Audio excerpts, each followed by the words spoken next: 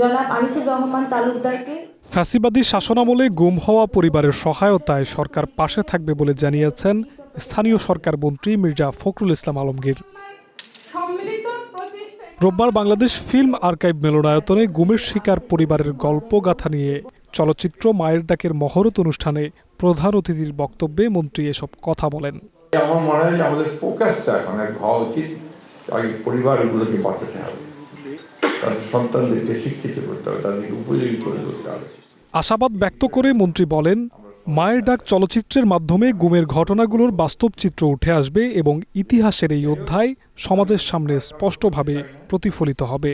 একটা ছবি নির্মাণ করার উদ্যোগ নেওয়া হয়েছে, অত্যন্ত আনন্দের কথা, ভালো কথা, যেটা চাইবো যেন সঠিক জিনিসটা আসে, যেটা চাইবো যেন সত্যিকার অর্থে এটা আমাদের সমগ্র জাতিকে, আমাদের সেই ইতিহাসটা যেটার জন্য আজকে আমরা মুক্ত হয়েছি, কথা বলতে পারছি, গণতান্ত্রিক একটা পরিস্থিতি পেয়েছি, সেটা যেন সেখানে প্রতিফলিত হয়।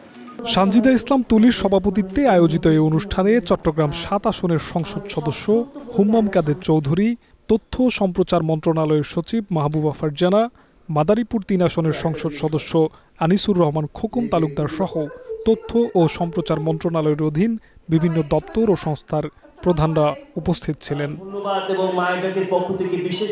জিহাদ রাহাত, গ্রিন নিউজ, ঢাকা। আজকে তিনি যে ঘোষণা দিলেন